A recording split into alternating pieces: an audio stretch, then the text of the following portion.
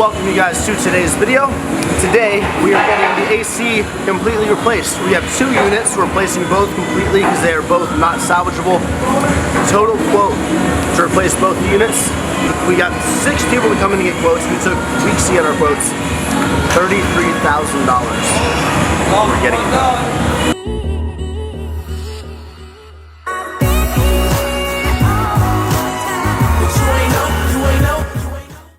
So both of our AC units are located up here. So far, they got this one down. They had to cut out the wall here in order to get this one out. And now they're gonna have to go ahead and cut through this wall to get the second unit out, which is in here. Yeah. The new one's going up. Oh my God.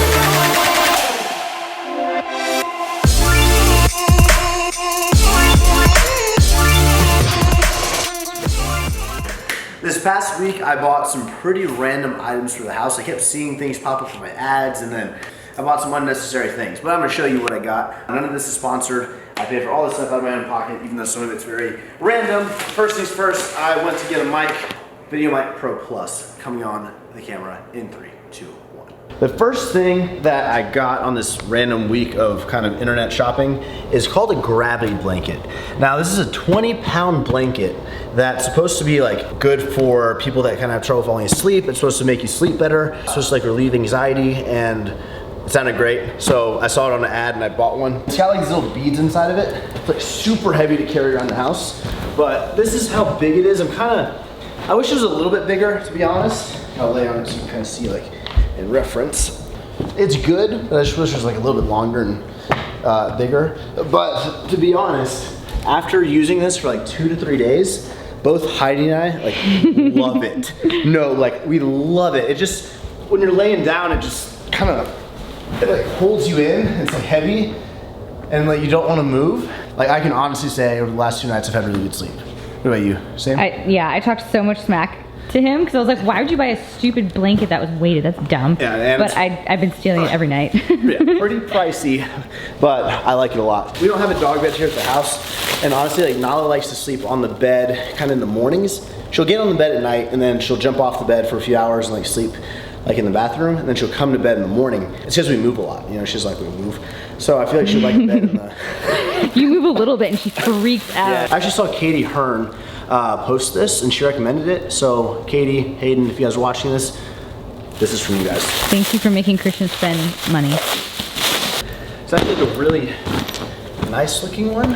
So it's got like this like headrest, you know? And I was thinking of putting it kind of flush here in my bedroom, you know? Kind of like that. It matches the room and everything. Looks pretty good. I'll lay on this so you can see the size of it. Right there. I kind of wish I would have got a bigger one too.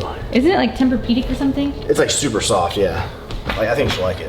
There was something in it. Next thing I got is like the most stupid purchase of the week, but my hairdresser was talking about this and I thought it'd be really good for me and Heidi, and like our relationship. So what this is, it's essentially like a little jar, right?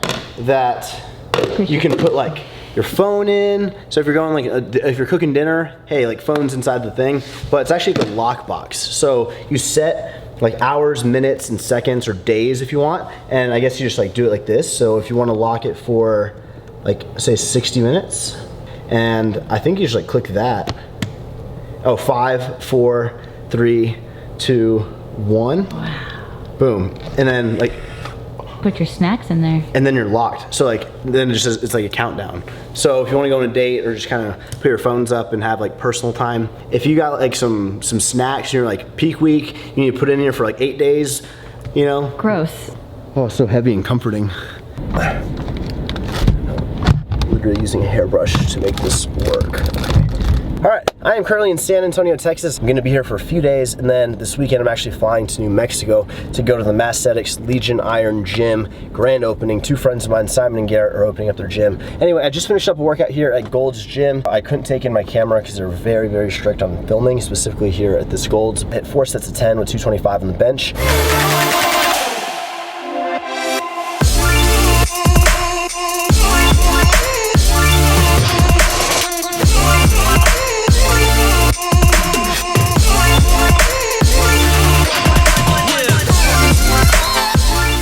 Really good considering I'm still sort of recovering from that little bench incident that I had. I only notice the pain as I get close to failure. On the reps I'm kind of struggling with, only on the bench, like on no other pushing movement, only on the flat bench is when I start to feel that pain. So that kind of is what it is. I'm still not giving up on the movement, just trying to get better at it. But anyways, I want to talk really quickly because I am so damn proud of my friends Dan and Ryan, the owners of Ghost. Screw the supplements, man. Like, supplements aside, just from a business perspective, I'm so proud of them because they've literally been in this negotiation since before I even thought about signing a contract. But like early 2015. If you guys didn't know, Sour Patch Kids, Swedish Fish, Chips Ahoy, Nutter Butter, like the list goes on. There's a huge list of companies that are owned by this like master company, and Ghost has been in contact with this massive company for over 3 years, just working on a contract and trying to become the very first fitness brand, supplement brand to ever make an official collab. There's been tons of companies that have sort of ripped off like candy brands and like flavors and things like that, but this is the very first ever to hit the market, and I'm so damn proud of them for not giving up on that idea that they had. I think this is going to be a huge move for the company overall in the next few years, and just like the possibilities are endless, and they pulled it off, man. So I'm so proud of them. You guys can see Guzman to save 20% off, and if you use that discount, this comes out to like $24 for 30 servings, so it's less than $1 per scoop, and that discount code applies for anything off the Ghost. So the Sour Patch is my favorite by far.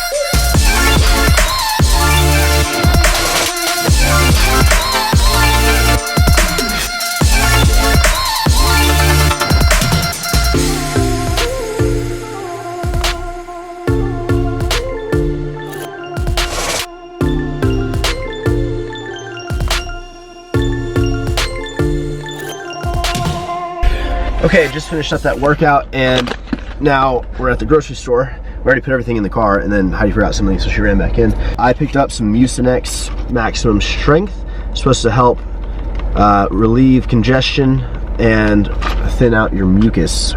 Thins and loosens mucus. It sounds so sexy. Took 2 of these, and I also got a post-workout Naked Blue Machine juice. This is my favorite flavor. If you guys ever want to try these out, I'm gonna get comments, oh my god, that's straight sugar, I can't believe you drink those and you're telling us to drink those, it's so bad for you. What the hell do you think's in fruit, to those people asking that? The answer is sugar. I actually like drinking these when I'm bulking up, because when I'm like mid-bulk, I don't have as much of an appetite as I do like post-show. So they're very high calorie, especially this flavor. 76 carbs is like super easy to get down, helps you get my calories up. A lot of vitamins, micros are in here. So one thing I want to talk to y'all real quickly is kind of working out when you're sick. I've always sort of had the mentality of like, push through, you know, don't let it slow you down, kill it in the gym. You'll feel better after you work out. But to be honest, I felt fine during my workout, not the best. I had to go to the bathroom, like blow my nose and stuff a few times. But right now I feel like crap. And I feel like every time I get sick, it kind of lasts a really long time, and it gets like drawn out. And I think that's because, or it could be because, I just keep working out, I just don't let myself heal up. So I think I'm gonna take the next 1, maybe 2 days off, take my medicine and get better.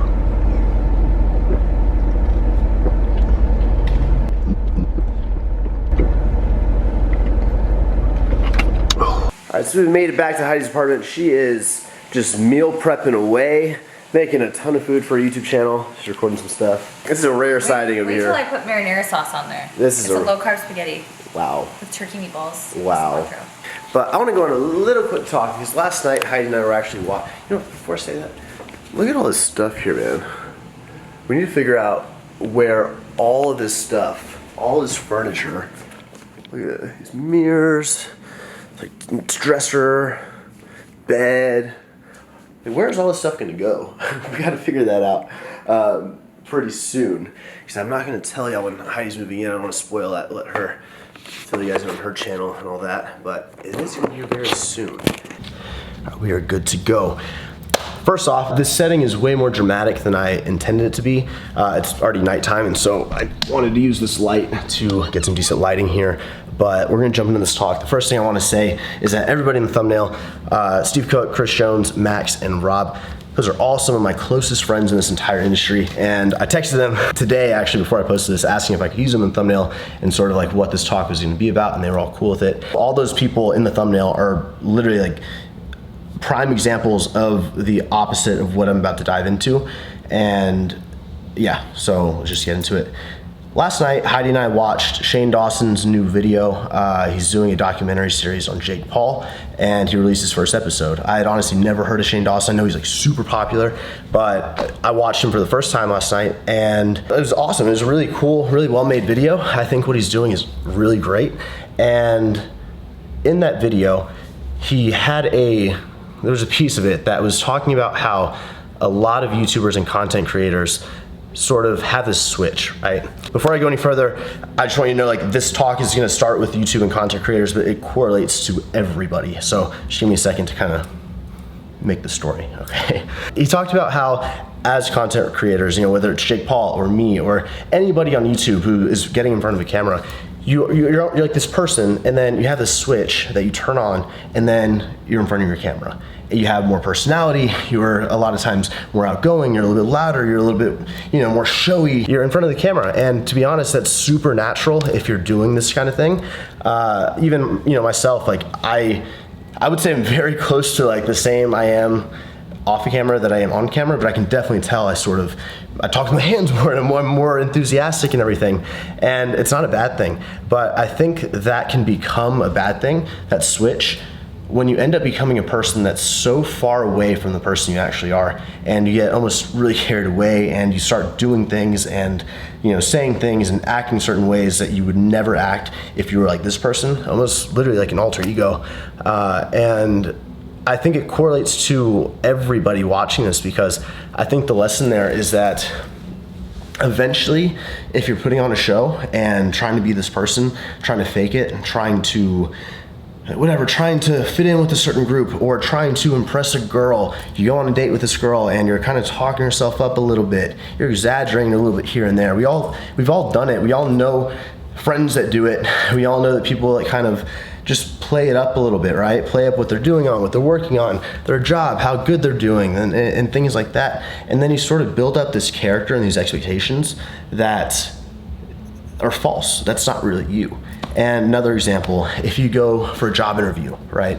You give your resume, but then you kind of talk it up. You talk up like what you can do, your credentials, your experience. You exaggerate, right? And then you get the job, and this boss is expecting this from you and you can only give them this because you kind of exaggerated, you played it up, you were pretending to be that person, you're gonna get fired. Like, that's not who we hired. And even with YouTube, if you're exaggerating, turning it on, and it gets to the point where you just can't keep up with it anymore, like your true colors are gonna show, the real person that you are is gonna show. And that's why it's just so important to, in my opinion, be as transparent as possible. Not everyone is happy every day. Not everyone feels great. Not everyone's motivated every morning. I'm sure as hell not motivated every morning. And just be a real human. What I'm trying to say is I just feel like you need to minimize the amplification of the difference of who you are and then who you sort of portray to be in all scenarios in life. And it's just so much easier to not try to talk yourself up, to not pretend like you have more money than you have, to pretend like you have a better job or a higher position than you actually have. It's literally like all around us every single day. And you just get caught in lies, you get caught in exaggerations, and then people expect things from you. They expect you to be this certain person, and then you can't follow through with it because that's not actually you, then people can't rely on you. Overall, it's just not sustainable to try to put on that show. And I guess that's really all I'm trying to say. That documentary really kind of intrigued me last night. Just because it's so correlated to like YouTube and what I'm kind of involved with every single day. And I would highly recommend you guys go watch it if you want. I think it's gonna be like a 7-video series, but yeah, that sparked this little talk. So be who you are, don't exaggerate. And if people like you for who you are, then you don't have to put on a show. Just be you, man. And if less people like you for who you are, then that's fine. Because the people that do like you, it's gonna be worth it, and those people will be really close to you, and those are the people that you want in your life anyway. So that's all that needs to be said. So that's gonna wrap up this video. Hopefully you guys enjoyed it. Again, thank you to Steve, Chris, Rob, and Max for letting me use you in the thumbnail, because with this YouTube algorithm, you have to be freaking crazy, and it's so hard to freaking get attention, and people just love clicking on drama and controversy and fraud and exposing people and all this. But in reality, all the people I listed are literally some of the most genuine, like least amount of a difference between their on-camera and off-camera version of themselves. So thank you so much for watching. Subscribe. We'll see you in the next video.